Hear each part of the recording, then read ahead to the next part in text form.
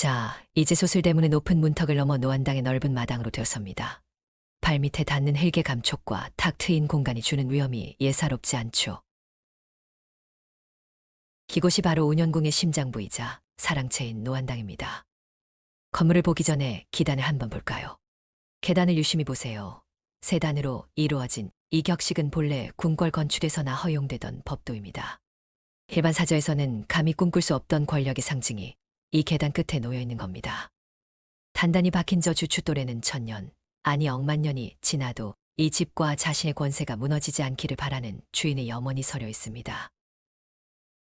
저 거대한 초석의 무게감을 느껴보세요. 대원군은 아마 이곳이 절대로 흔들리지 않는 조선의 성벽이 되실 믿었을 겁니다. 자신의 권력이 그 돌처럼 영원할 것이라 확신하면서 말이죠. 대원군은 이 견고한 석조물들처럼 자신의 정권이 영원할 것이라 확신했을 겁니다. 하지만 그 원대한 야망도 결국은 한낱 꿈으로 남고 말았죠. 역사의 부질없음을 뒤로하고 이제 시선을 조금 더 높이 들어볼까요? 한옥의 진정한 미학을 감상하시려면 지붕의 끝, 저 처마의 선을 보셔야 합니다. 푸른 하늘을 배경으로 날카로우면서도 부드럽게 뻗어나간 처마의 곡선을 보십시오. 저 선 하나를 만들기 위해 조선 최고의 목수들이 얼마나 고심했을지 짐작이 가시나요?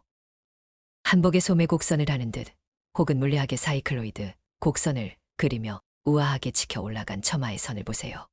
기와 지붕의 무게감을 이토록 경쾌한 유동감으로 승화시킨 저 곡선의 미학이야말로 우리 조상들이 가진 놀라운 안목이자 기술력의 결정체입니다. 비상하는 듯한 이 유려한 곡선이야말로 한옥이 가진 독보적인 멋입니다. 자, 이제 이 멋진 풍경을 눈에 담으며 앞마당을 가로질러 건물의 뒷모습을 보러 가시죠.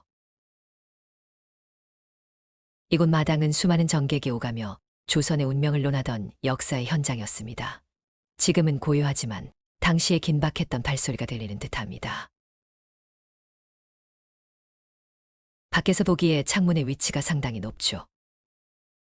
계단의 높이를 올려 방을 높게 만든 것은 왕과 같은 권위를 시각적으로 드러내기 위함입니다.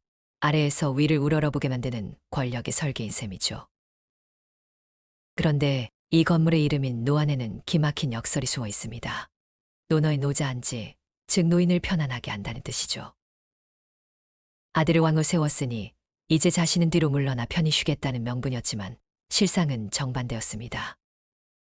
높은 곳에서 낮은 곳을 내려다보는 시선, 그것은 지배자의 시선입니다. 대원군은 이 높은 방에 앉아 세상을 자신의 발 아래 두려 했던 것입니다.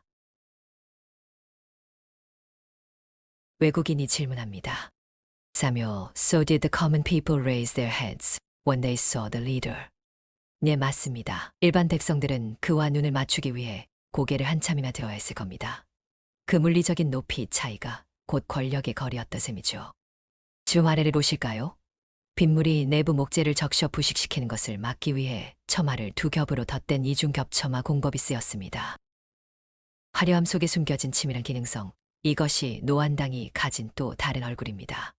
길게 이어지는 처마가 만드는 소실점의 아름다움, 그리고 건물 뒤편에 동영화의 핵심 매난국죽 중에서 죽, 즉 대나무를 심어 놓은 것을 볼 수 있습니다.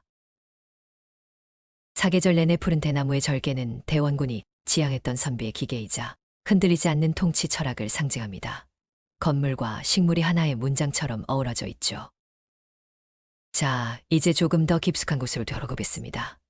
복잡한 역사 이야기는 잠시 접어두고 이 건축물의 디테일한 숨결을 느껴보시죠. 통역을 다 할 필요는 없어요. 외국 분들에게는 어려울 수 있어요. 그저 이 공간이 주는 압도적인 분위기를 온몸으로 느끼는 것만으로도 충분한 답사가 될 테니까요.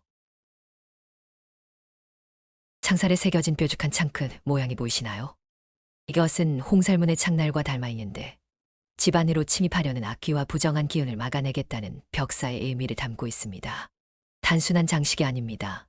자신의 공간을 지키려는 지도자의 강한 의지가 투영된 바음악인 셈입니다.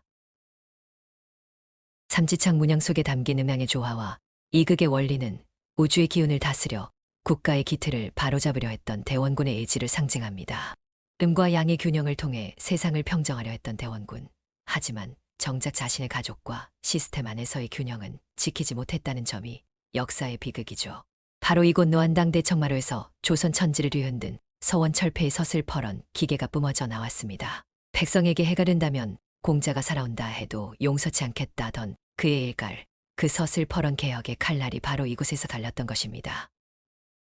지붕의 곡선을 이토록 입체적으로 올린 덕분에 멀리서 바라볼 때 건축물의 아름다움이 더욱 돋보이게 됩니다. 멀리서 보아야 더 아름다운 것들이 있죠. 대원군의 개혁도 멀리서 보면 웅장한 집권기였으나 가까이서 본 백성들에겐 고통이었을지 모릅니다. 이쪽으로 가볼까요? 이제 건물의 연결 구조를 살펴볼 차례입니다. 한옥은 단순히 집들이 모여 있는 게 아니라 서로 유기적으로 소통하는 생명체와 같습니다. 방과 방, 건물과 건물이 어떻게 손을 잡고 있는지 보십시오. 이곳은 건물과 건물 사이를 연결하는 통로, 즉 회랑 역할을 하는 공간입니다. 신발을 벗지 않고도 집안 곳곳을 누빌 수 있는 이 효율적인 연결망은 당시 운현궁이 얼마나 분주한 정무의 중심지였는지를 짐작하게 합니다. 행각이라 불리는 이 구조 덕분에 비바람이 불어도 실내에서 자유롭게 이동하며 국정을 논할 수 있었습니다. 안전과 편애, 그리고 권위까지 모두 잡은 이 행각의 길을 따라 걷다 보면 대원군의 치밀한 성격이 익힙니다. 그 발밑으로는 한국의 과학적 정수와 울리는 온돌 시스템이 흐르고 있습니다. 방바닥 전체를 데워 공기를 순환시키는 이 방식은 세계 어디서도 찾아보기 힘든 독창적인 난방 시스템입니다. 아, 방금 중국에서 온 것이 아니냐고 묻으셨나요? 중국에도 난방 문화가 있지만 이처럼 불을 장을 직접 닳고 온기를 저장하고 순환시키는 온돌은 한반도에서 자생적으로 발전한 우리만의 과학입니다.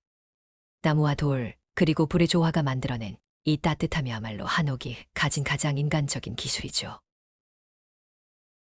난방이라는 획기적인 기술, 그리고 화려하면서 사치스럽지 않고 소박하면서도 촌스럽지 않는 아름다움, 바로 건방미를 그대로 갖고 있는 한옥에서 대원군은 국가 운영에 있어서 자신의 권력을 자신의 기준으로 행사했다. 외국인이 질문합니다. 여기 기둥에 있는 표지 위의 글은 무슨 뜻이어요? 아, 이 글귀들 말이죠. 이것은 단순한 장식이 아닙니다. 기둥마다 붙은 이 글귀들은 당시 대원군의 정치적 신념을 담은 슬로건입니다. 서구 제독주의 세력에 맞서 한반도를 굳건히 지키고 나라의 주권을 수호하겠다는 그의 강력한 선포가 담겨 있습니다. 척화비의 정신이 이곳 기둥마다 살아 숨쉬고 있는 것이죠. 자신의 신념을 매일 아침 기둥을 보며 다잡았을 그의 모습이 그려집니다. 기재 사랑채인 노안당을 뒤로하고 대원군의 부임이 머물렀던 한 채 노락당으로 향해 보겠습니다. 권력의 중심에서 조금 더 깊숙한 사적인 공간으로의 이동입니다.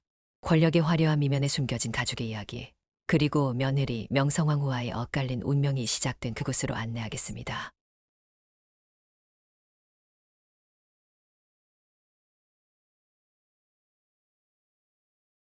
자, 이제 저 문을 넘으면 운현궁에서 가장 화려하고도 슬픈 공간이 우리를 기다리고 있습니다.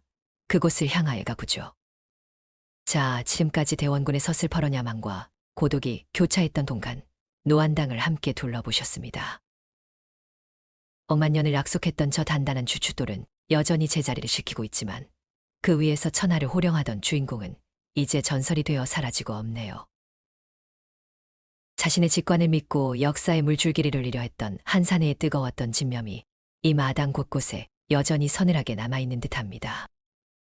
이제 우리는 화려한 권세의 뒷면, 그 깊고도 내밀한 가족의 이야기가 숨어있는 안채로 발길을 옮겨보겠습니다.